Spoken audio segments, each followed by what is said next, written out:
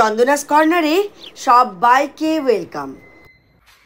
একদিনের মতন ব্যাগ আমরা গুছিয়ে একদম রেডি করে ফেলেছি, কারণ আরাকুতে গিয়ে আমরা এক রাত্রি বাস করব। আমরা যাচ্ছি বিশাখাপট্টনম রেলওয়ে স্টেশন। সকাল 6:45-এ আমাদের ট্রেন, আর সেইভাবেই আমাদের স্টেশনে পৌঁছে যেতে হবে। সবে সকাল হয়েছে আর আমাদের গাড়ি ছুটলো স্টেশনের দিকে। 15 মিনিটের মধ্যেই আমরা এসে পৌঁছালাম স্টেশনে। দেখলাম হাতে এখনো বেশ সময় আছে, তবে সময় কিছুটা হাতে থাকলেই ভালো হয়। ট্রেন অলরেডি প্ল্যাটফর্মে দিয়ে দেওয়া হয়েছে। আমরা গিয়ে দেখলাম এমনই অ্যানাউন্সমেন্ট হচ্ছে। কাচের বিশাল বড় বড় জানলা, আর ট্রেনের ছাদও রয়েছে কাচের। অর্থাৎ আরাকু যাওয়ার অভিজ্ঞতাটা আমাদের হবে ভিস্তাডোমে। টিকিট বেশ কিছুদিন আগে কিন্তু কেটে নিতে হবে। যে যার সিটে আমরা বসে পড়েছিলাম। ট্রেনও ভীষণ লাক্সারিয়াস, যাতে প্রত্যেকে জানলা সান্নিধ্য পায় সেজন্য চেয়ার এরকম ঘুরিয়ে নিয়েও বসা যায়। প্রকৃতির সৌন্দর্য যেন সবাই সমানভাবে উপভোগ করতে পারে। নির্ধারিত সময়েই ভিস্তাডোম বিশাখাপট্টনম স্টেশন থেকে ছাড়লো।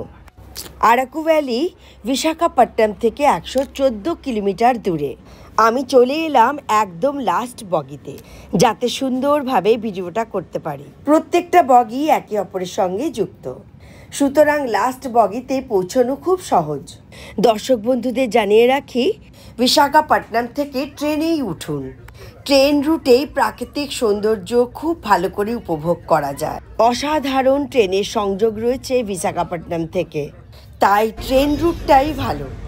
আরাকু যেতে লাগে 3 ঘন্টা, আর আমি আপনাকে বলতে চাই এটা চোখের জন্য একটি ট্রিট। পূর্বঘাট পর্বতমালার একটা অংশ আরাকু, দুদিকে খুব মনোরম প্রাকৃতিক সৌন্দর্য। আসুন আমরা এনজয় করি পর্বত কেটে তৈরি করা 58টি সুড়ঙ্গ, আর সঙ্গে রয়েছে 84টি সেতু এবং গুহার দৈর্ঘ্য বিভিন্ন রকমের।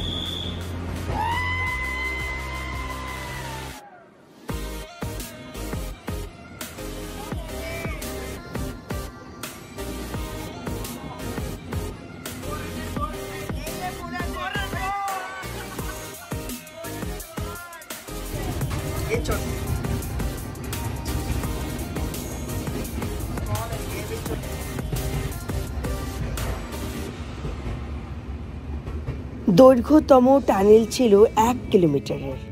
অবর্ণনীয় অভিজ্ঞতা এই 58টি টানেল এবং 84টি ব্রিজ পার করার।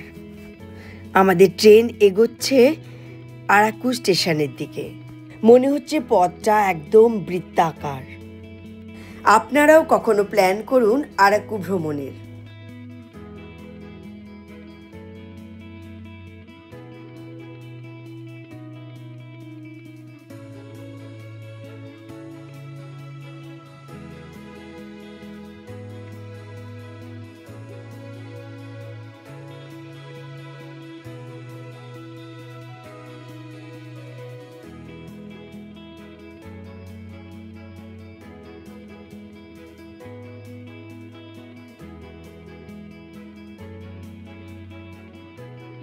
তিন ঘন্টা প্রকৃতির মনোমুগ্ধকর সৌন্দর্যের মধ্যে থেকে আমরা গিয়ে পৌঁছালাম আরাকু স্টেশনে।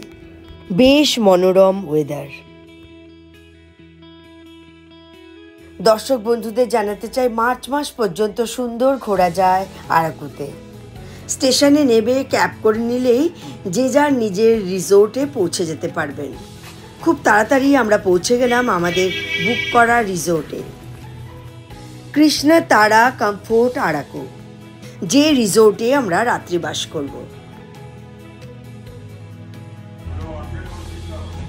পৌঁছে 12:30 নাগাদ আমরা আমাদের রুমও পেয়ে গেলাম। এই হলো আমাদের এক রাতের বাসস্থান।